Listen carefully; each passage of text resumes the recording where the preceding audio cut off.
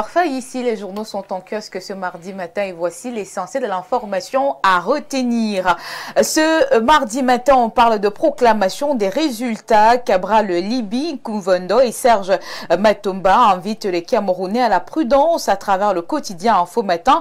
L'on apprend que ces présidents de partis politiques appellent les populations à ne pas suivre les déclarations de victoire des adeptes de la manipulation et de la division des réseaux sociaux et qui ne fondent sur aucune base juridique.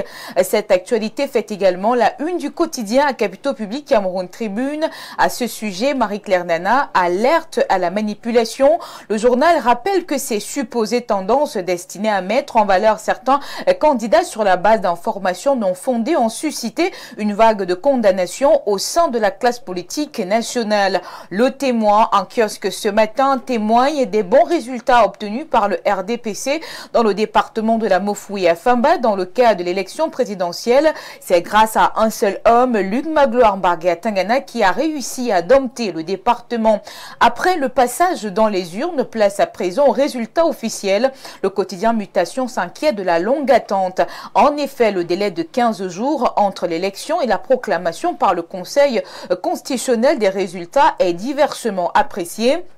D'aucuns estiment qu'il est anachronique et à l'opposé de la tendance démocratique mondiale. Longévité politique, on en parle avec la nouvelle expression qui nous révèle ce matin que Paul Biya est à la quête de 50 ans au pouvoir. Justement, parlant de Biya et sa potentielle chute, le chemin est encore long et le quotidien Le Messager nous laisse entendre que sa chute ne viendra pas par les urnes. Le centre de l'espérance s'accroche contre vents et marées à son gouvernail, convaincu d'un 8e mandat à la magistrature suprême. Le billet hebdomadaire Le Point ne manque pas de nous donner quelques échos de ce scrutin présidentiel. Parlant du 8e mandat du président sortant, Thierry Patrick Ondoa nous dit que Paul Biya est mesuré. Tension annoncée dans la ville de Garoua au soir du dimanche 12 octobre 2025. 48 heures après, nous prenons la température avec le quotidien régional d'information du Nord Cameroun, le du Sahel. Guibaï Gatamen nous informe du retour progressif du calme dans cette métropole.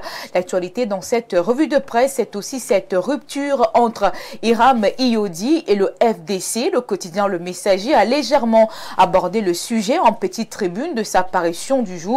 Ici, on parle d'un IOD éjecté du Nyongo, mais ces nouvelles prospectives qui nous donnent davantage d'informations à ce sujet, eh bien, il est reproché au candidat investi par le Parti des démocrates camerounais à la présidentielle 2025 un accaparement de la campagne électorale et la confiscation des fonds alloués dans le cadre des financements publics à l'élection présidentielle. Le tabloïd nous propose par la même occasion de lire la déclaration du président national du FDC lors d'une conférence de presse qui s'est tenue hier, 13 octobre, à Yaoundé. Je clôture cette revue de presse avec l'actu santé. Le quotidien Éco-Santé de Joseph Benboum nous informe dans son édition du jour que le Cameroun a lancé une campagne de vaccination nationale contre la poliomyélite. Elle se déroule du 20 au 24 octobre 2025, une période qui coïncide d'ailleurs avec la 37e journée mondiale de lutte contre cette maladie. Au-delà des actions sur le terrain, un programme intensif de sensibilisation est mis en place pour une couverture vaccinale véritablement égalitaire et inclusive. Apprend-on parfait ici. Merci Claudia pour toutes ces informations fraîches parues donc en kiosque au Cameroun. Il ne me reste qu'à te souhaiter une excellente journée de mardi et nous nous disons à demain 10h. À demain 10h parfait ici. J'aurai un cadeau pour vous demain. Vous aurez une très très belle perruque. Perruque On risque de me confondre. Non, pas du tout. Le contexte aidant. Moi, je ne suis pas bilingue, tu vois. D'accord. Non, ça va, vous allez, ne vous inquiétez pas. Une perruque. Non, je refuse d'avoir ce cadeau. D'accord, il n'y a pas de souci. Cherche un autre Claudia. Ok. Claudia n'oublie jamais le conseil. Petite Claudia, tout ce qui brille n'est pas or. Ma petite reste très très prudente. Lorsque nous